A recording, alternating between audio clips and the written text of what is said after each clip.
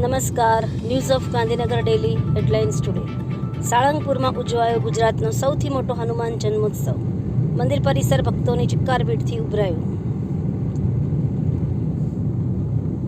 National Herald કેસમાં ઈડીની કાર્યવાહી, કરોડોની સંપત્તિ કબજે કરાશે, નોટિસ જાહેર. 66 વિદ્યાર્થીઓને 6 લાખથી વધુના રોકડ પુરસ્કાર, 50થી વધુ વિદ્યાર્થીઓનું વિશેષ સન્માન. સિદ્ધપુરમાં આવતીકાલે 7.5 કલાક વીજળી બંધ રહેશે. સુજાણુપુર સબ સ્ટેશનમાં સમારકામ. વક્ફ કાયદા મુદ્દે બંગાળમાં ભયંકર હિંસા, કલમ 163 લાગુ, ઇન્ટરનેટ બંધ. તંત્રી લેખ: બ્રેસ્ટ કેન્સરને ધીમું કરતી દવાને મળી મંજૂરી. અમેરિકી પ્રમુખ ટ્રમ્પે સાવરમાં પાણીના દબાણ પરના અતિશય નિયમનને સમાપ્ત કરવા એક એક્ઝિક્યુટિવ ઓર્ડર પર હસ્તાક્ષર કર્યા. ન્યૂયોર્કમાં હડસન નદીમાં એક પ્રવાસી હેલિકોપ્ટર ક્રેશ. ચીનનો યુઆન ડોલર સામે છેલ્લા 17 વર્ષમાં સૌથી નીચે તળિયે પહોંચ્યો.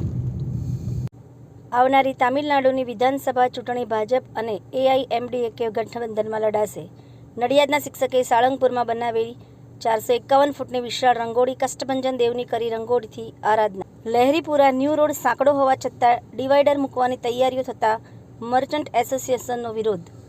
વડોદરા રેલવે સ્ટેશન પર ટ્રેનમાંથી 8 કિલો ચરસના જથ્થા સાથે ઝડપાયેલા મુંબઈના દંપતીને 10 વર્ષની કેદની સજા. સંતાનો બન્યા ફોન અને લેપટોપના બંધાણી, મા બાપ સાથે ઝઘડો કરી સંઘર્ષમાં ઉતરતા. જાણવા જેવું. એએમસી દ્વારા ટેન્ડર મુજબ સ્ટોલ માટે જગ્યા આપવામાં આવશે. સ્ટોલ દીઠ 15,000 રહેશે ભાડું. પારસમણી ફાઉન્ડેશન દ્વારા 2 દિવસીય મસ્તિકી પાઠશાલા સમર કેમ્પનું આયોજન. એનઓજી સાહિત્ય સરિતા ગ્રુપ વિષય ભોગવિલાસ. એના ઉપર સર્જકોની ખૂબ જ સુંદર વિવિધ સ્વરચિત રચનાઓ. આગ્રામાં કરણી સેનાએ પોલીસને ઘેરી 80,000 કાર્યકરો ભેગા થયા. રાણા સાંઘા પર નિવેદન આપનાર સપા સાંસદનું ઘર છાવણીમાં ફેરવાયું. 14 એપ્રિલ ડૉક્ટર બાબા સાહેબ આંબેડકરની જન્મજયંતિની ઉજવણી. આચાર્ય લોકેશજી, સ્વામી રામદેવજી, શ્રી રવિશંકર મહારાજ દુબઈમાં વિશ્વ શાંતિ સંમેલનને સંબોધશે.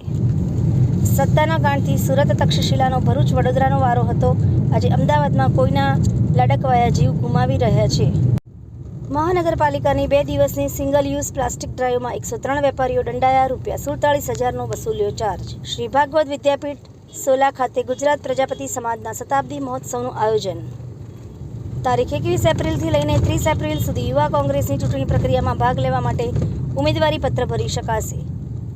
ભાજપનું ગાંવ ચલો બસ્તી ચલો અભિયાન. ધારાસભ્ય સહિત ભાજપ સંગઠન અને ચૂંટાયેલા સભ્યોની વિવિધ યોજનાના લાભાર્થીઓ આંગણવાડી હેલ્થ સેન્ટરની મુલાકાત.